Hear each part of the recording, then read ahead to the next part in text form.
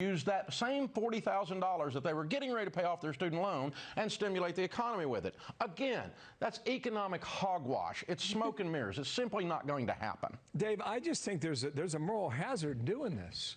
You're young, absolutely. You signed a financial contract. You have an obligation to pay that money back. Absolutely. Well, listen, there's some situations where folks are hurting, and this thing has become, it's gotten completely out of hand. Yeah. I mean, there are people's lives who have been destroyed by this program. Somebody needs some relief somewhere. I'm fine with that. But this has nothing to do with really helping people.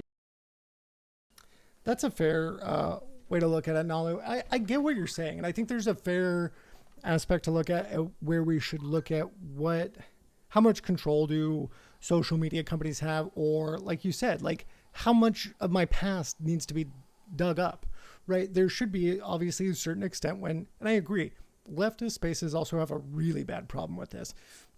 You say something like 10 years ago, because I think where a lot of leftists have a problem bringing in new people is that there's a big, and it's very much the online lefties. Don't think that this is everyone, right? There's this idea that you need to be like a Puritan. And if you said something transphobic 10 years ago, you were, homophobic 10 years ago, and then you come back, well, it's like, well, I've learned a lot now. I've changed a lot now. And they're like, well, you still said a lot of fucked up shit. If we don't allow room for growth, no one wants to look at more progressive policy.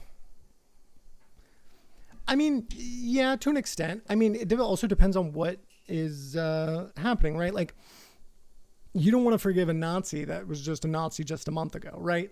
And you don't even ever have to.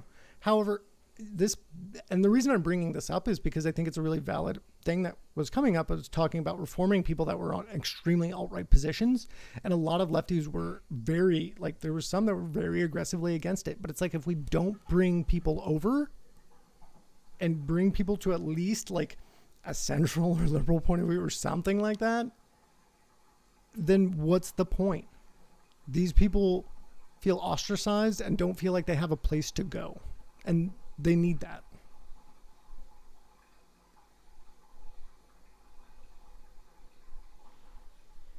Well, and I'd be careful with the whole, sure, forgive thing, but, at least if they're trying to help and trying to change, don't get in the way of that, I'm going to keep playing this for a sec. People. This is a political gimme by progressives simply trying to buy votes. And we know that because when you go from 10,000 in forgiveness to 50,000 in forgiveness, the people who benefit are not lower income people. The vast majority of people that have an average income or less have less than $10,000 of student loan debt. Mm-hmm. The vast majority of people You're not being disruptive, Nalo. You're adding to the conversation. Are high income earners. So again, this is all political rhetoric. It's not reality. You come from an interesting perspective. You talk to Americans across the country every day on your radio program. Yeah. What do you believe is the right number or the right answer for the next stimulus check? Well, I don't believe in a stimulus check, because if $600 or $14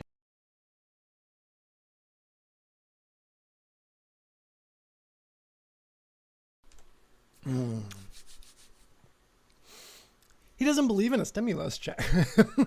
So, by the way, where we started with this was talking about college education, and he does not think that loans should be canceled, right? Which actually, apparently Joe Biden's considering about doing through executive action. That'd be cool. The annoying thing about this rhetoric, they're like, well, if you did this, I've seen people say, like, it'll make an entitlement culture.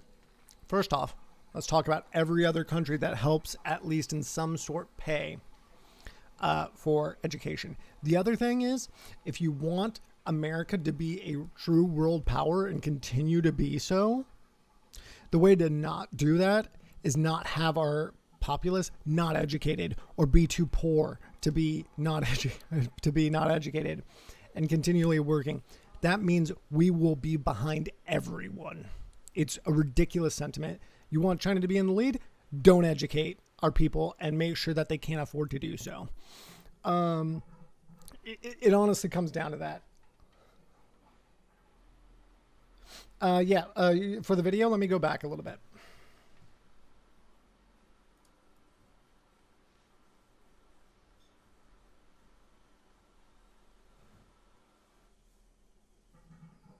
after what? Here, let's go like that. $3,000 Tell me that if they I were need to getting go ready pay off their farther student more. loan and stimulate the economy with it. Again, that's economic hogwash. It's Here. where folks are hurting, and this thing has become, it's gotten completely out of hand. Yeah. I mean, there are people's lives who have been destroyed by this program. Somebody needs some relief somewhere. I'm fine with that. But this has nothing to do with really helping people. This is a political gimme by progressives simply trying to buy votes. And we know that because when you go from 10,000 in forgiveness to 50,000 in forgiveness, the people who benefit are not lower income people.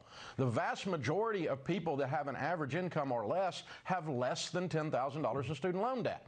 The vast majority of people who would be blessed by moving it from 10 to 50 are high income earners. So again, this is all political rhetoric. It's not Dave, reality. You come from an interesting perspective. You talk to Americans across.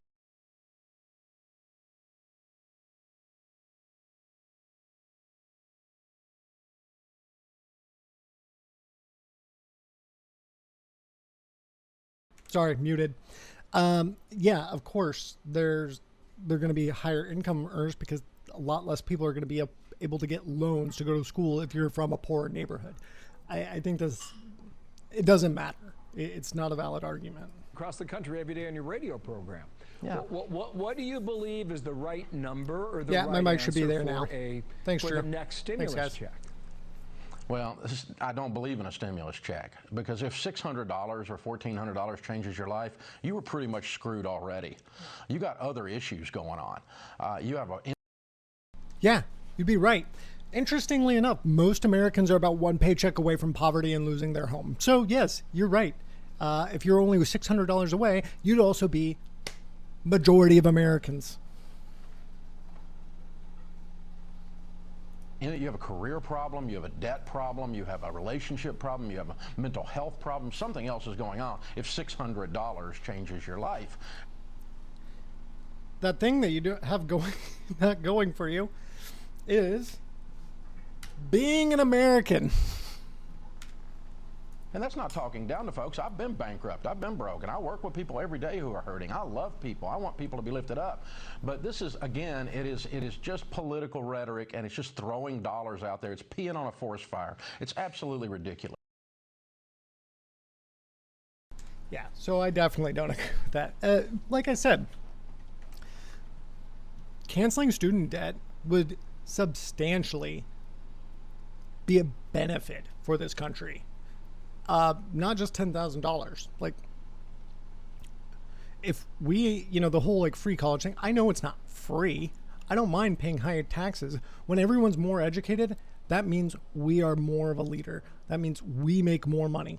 That means as a nation, that is better for the national security of this country.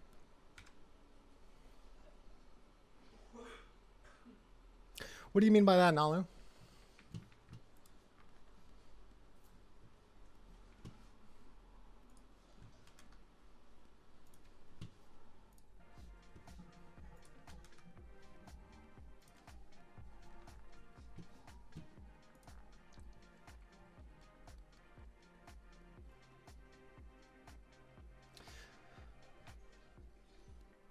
Well, I'm not necessarily saying that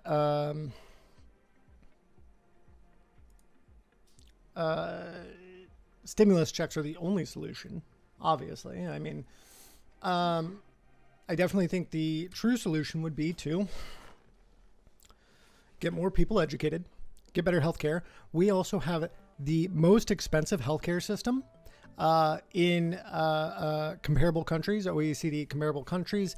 That is also the least effective per cost, and is generally one of the worst. Like, we have very bad problems with that,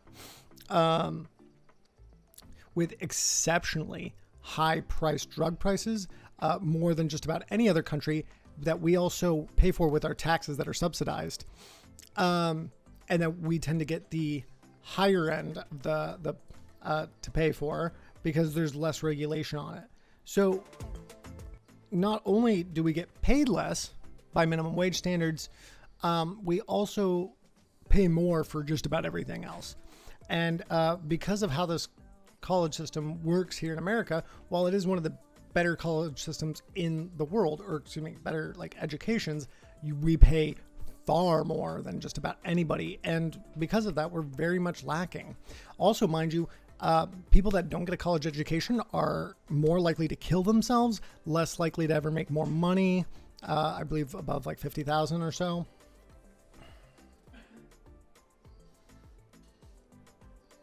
No, absolutely not. About what, Nalo? No, for sure. And that's why a lot of people, Drew, because a lot of people talk about how like, how does it affect, how is the healthcare system racist against black people? Well, first off, there's not to mention that black people are, by population, just have less money and access to healthcare.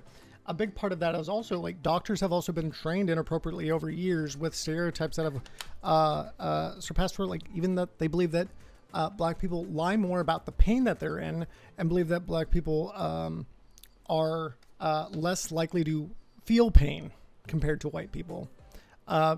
This is actually a common trope that's survived amongst doctors, mind you. Oh, okay, gotcha.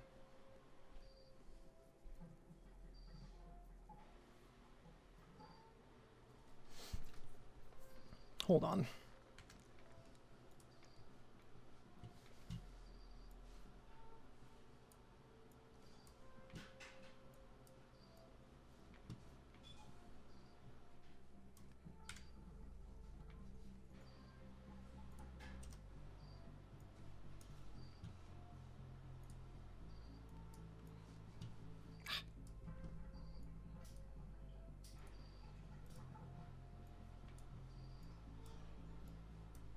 Come on.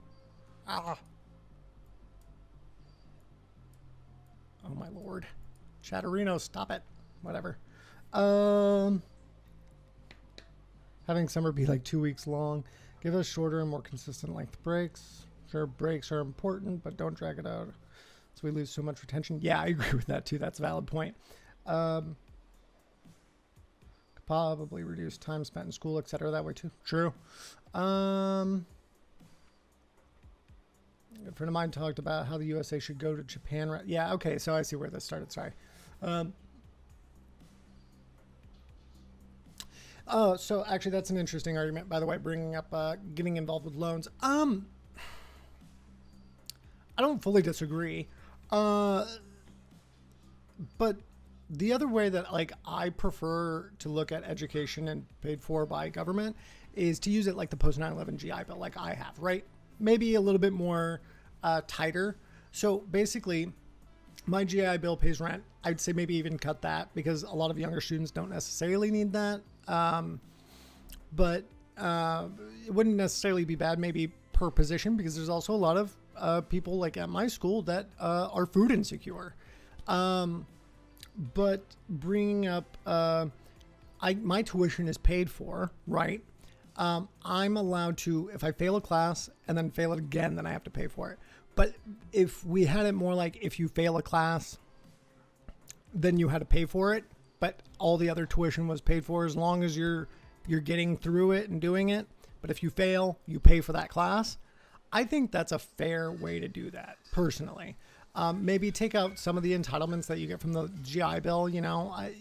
But I think that's a good way to go about it. Now, with the loans, there's a lot of the ways that schools do skirt around and get things paid for and